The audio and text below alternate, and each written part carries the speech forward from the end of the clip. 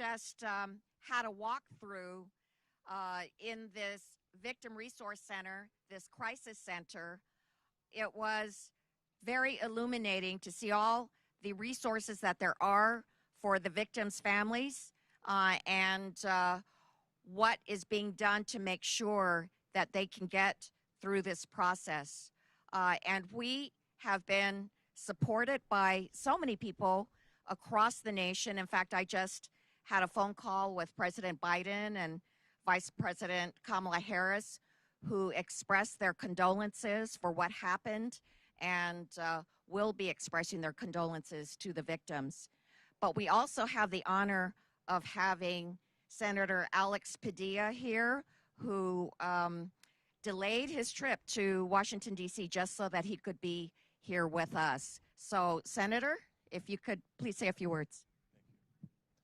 Thank you, Congresswoman Chu. I want to thank Chief Wiese, the Congresswoman, Supervisor Solis, and frankly, all the city, community, and regional leaders that responded so quickly after the tragedies of Saturday night.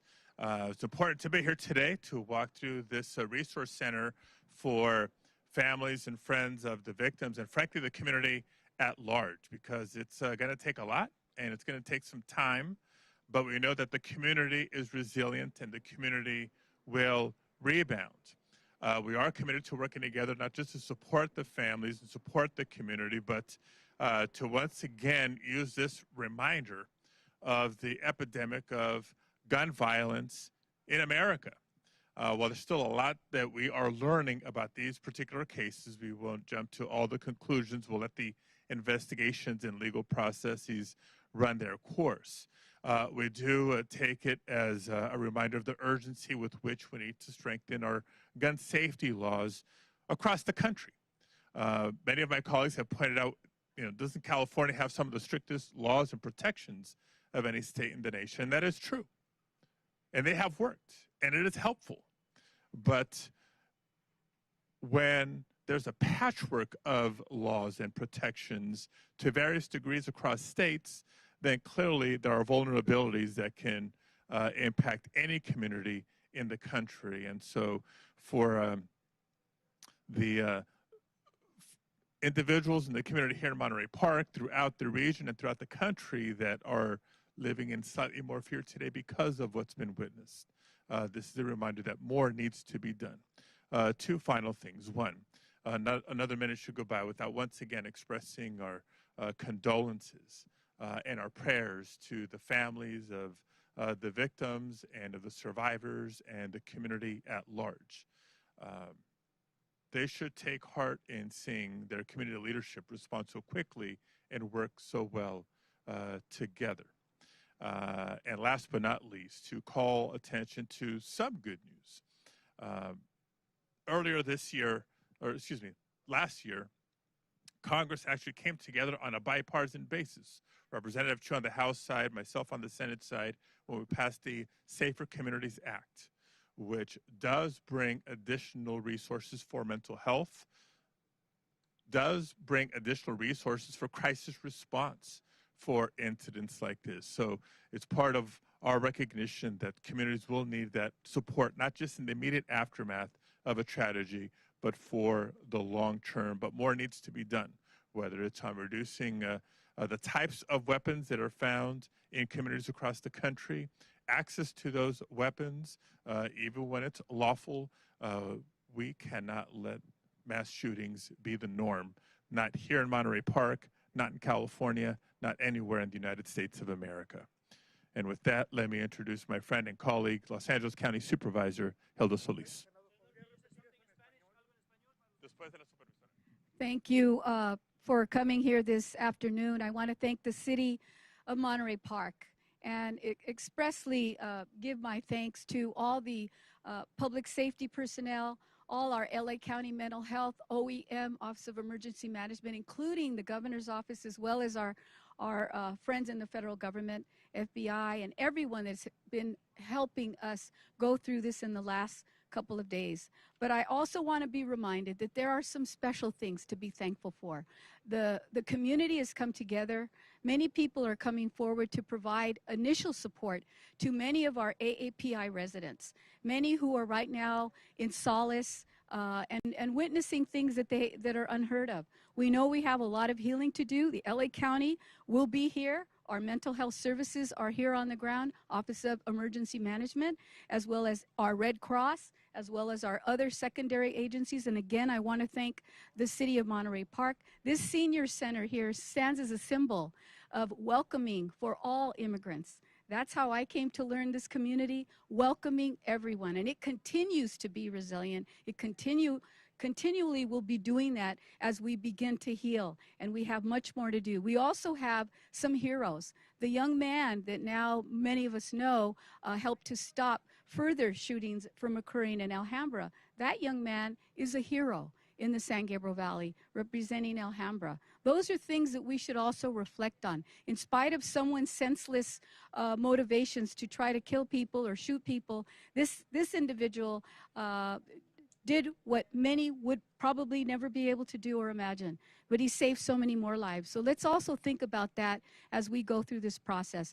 Let us also, through the next few days, remember the families that have lost loved ones, as well as those that are recovering right now. And I thank all our emergency medical staff, our teams, our hospitals, everyone that has played a big role in this whole activity that has been occurring right before our very own eyes. So thank you. With that, I'll bring it back to... Do you want to do it in Spanish? Anybody in our group here? I know this is kind of impromptu, so... Maybe he could say some words in Spanish. Okay, and then I'm going to have Matt talk about the center itself. Okay. There you go. But just briefly in Spanish, and then we'll hear more from the experts here on the center behind us. Brevemente en español, estamos aquí unidos con la comunidad de... Estamos aquí, todos los líderes de la región, unidos, apoyando la comunidad de Monterey Park.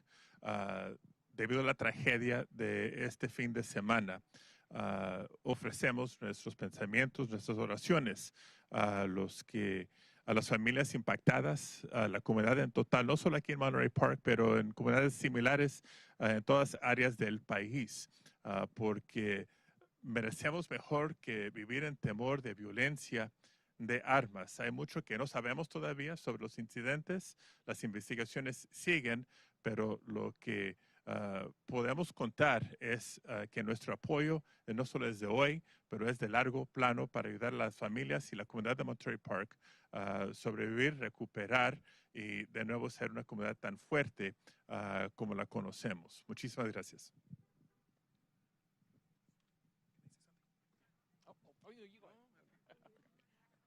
All right. Good afternoon. My name's Jose Sanchez, and I'm the mayor pro tem. Actually, I'll be mayor in less than 2 days.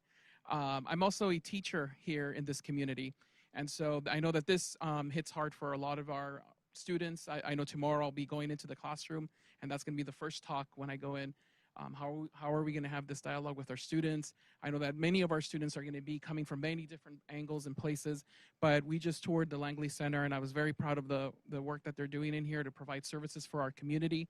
Very proud of that. Tomorrow we're having a vigil here in front of the City Hall at 5:30, and I invite you guys to come out. I know that a lot of our community is coming together to, bridge and it's a lot. It's very emotional for me as well because I live here. I have 3 daughters, and I know a lot of us were at the festival, at the Lunar New Year festival, right just before this happened. But I'm so hopeful of how the community has come together. I'm very hopeful of how we're going to recover, and I know we will recover and we'll come out stronger. Thank you.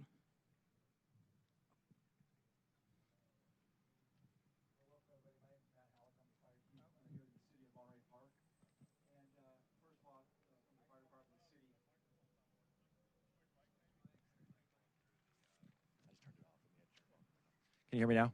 Okay, my name is Matt Halleck. I'm the fire chief here in the city of Monterey Park. First and foremost, I just want to express my sincere condolences and prayers to the families of those affected, those impacted. This will be a lasting recovery, but as indicated by Supervisor Solis, the center behind me is a senior center here in the city of Monterey Park. But immediately following the aftermath of the incident, it was quickly realized that we needed to set up a resource center for those that were impacted by this tragic event. And so we started the ball rolling on how are we going to set this up, how are we going to stand this up, and get those resources available immediately following this incident. So we partnered with several different agencies to make that happen here in the city of Monterey Park. And I just want to identify those partners because without those partners, this resource center would not be as functioning as it is right now and providing those critical resources, whether it be physical help, mental help, consolation, any type of resources that are needed to deal with the aftermath of such a tragic event. Some of those partners that we are relying on, not only just here in the city, is Los Angeles County Office of Emergency Management, the LA County Department of Mental Health, Los Angeles County District Attorney's Office Multi-Casualty Incident Support Team, the Los Angeles City Crisis Response Team, the American Red Cross, the FBI Victims Specialist Team, the Tucci Foundation, along with the Chinese Consulate. They're all on site. They're all here. What we're doing is, as victims come in, as people that come in related to the incident or not, or seeking any type of support, we capture them at the beginning at the front of the entrance to this facility. We identify what their needs are, and then we take them to the appropriate room, whether it be victim identification, whether it be notification of next of kin, whether it be mental support for somebody who witnessed this tragic event. We identify where they need to go and to the appropriate resource for them. To this point, we've had a total of 6 families have come through the facility to seek that support, and we'll continue to maintain this facility for as long as needed to provide the community the much needed support they're going to need to get through this difficult time. Some logistics on this center. We're going to have it open from 8 a.m. to 7 p.m. Every day of the week until we feel that the community no longer needs that support. For those that are watching at home and don't know the location, the address for this facility is 400 West Emerson. The phone numbers you can contact for additional information are 211 from your cell phone or landline, as well as area code 626-307-1388.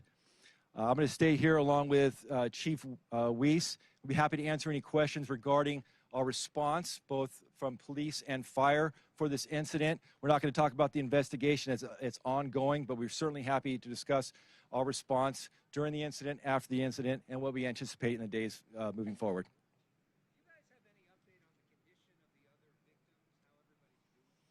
We're in contact as much as we can, but given the nature of the incident, information is limited. And so we're doing our best to get updates on the condition of those that were transported to our local area hospitals. I don't have that information current as of now.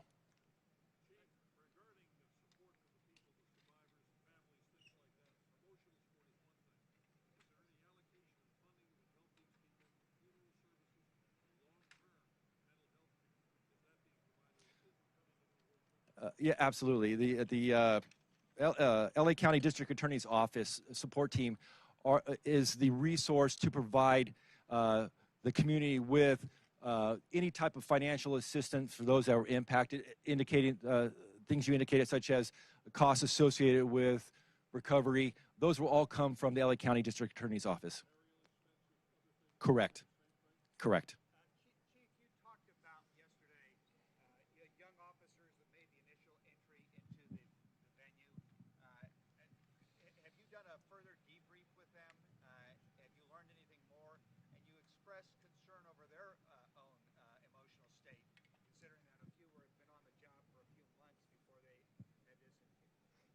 Right.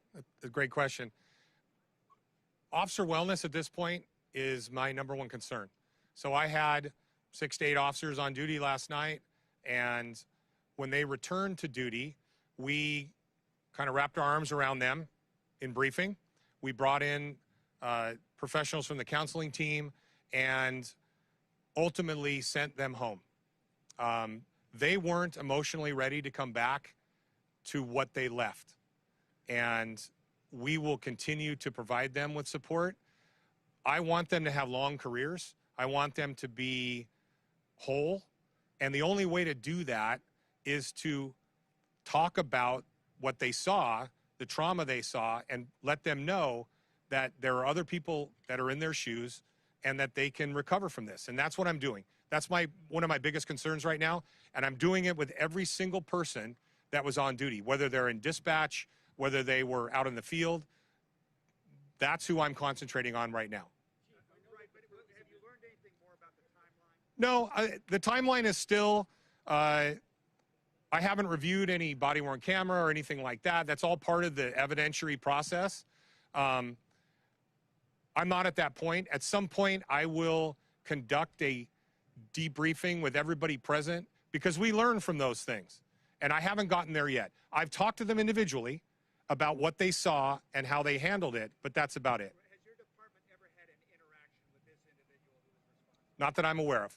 No. I know the purpose of this is to talk more about the support for the victims, but in case we don't get an opportunity to talk to them later, I mean, the question of motive is what everybody is asking. What more can you tell us about? That's part of the criminal investigation, and quite honestly, I believe they're still looking into that, and I would refer that to the 2:30 conference today with the sheriff. I'll be there, but Sheriff Luna is going to talk about what they may have discovered within the last 12 or 14 hours. I don't know. Honestly, I do not know. Chief, what is it that you want to find out? Well, I think we all want to find out why. We all want answers to questions that we may never have answers to. That's kind of the enigma of this. I know that my individual officers would like to know why. I know the families want to know why. The why is a big part of this. The problem is we may never know the why, and we have to work past that. Yeah, they leave behind a note. I don't know if he did that or not. And quite honestly, I haven't been briefed yet about what they found during the executed search warrants.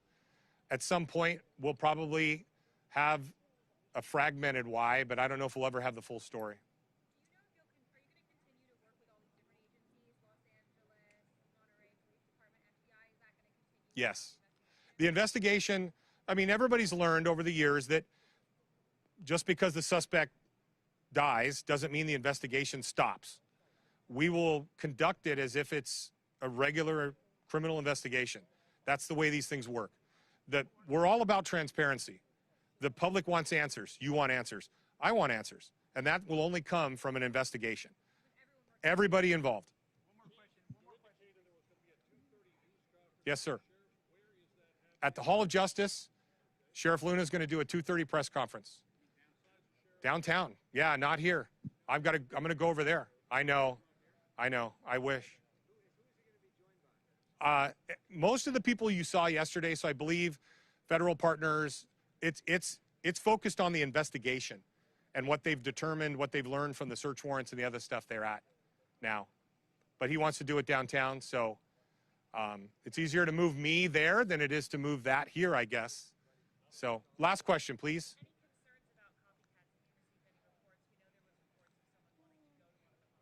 There was. We investigated that, and we're looking into that. There hasn't been any. It's always a concern of ours. We're prepared if anything were to happen, and we take each of those threats on a local level very seriously. My investigators are professionals, and they take it very seriously. So we haven't had any, but it's always in the back of our mind. We're always prepared for that.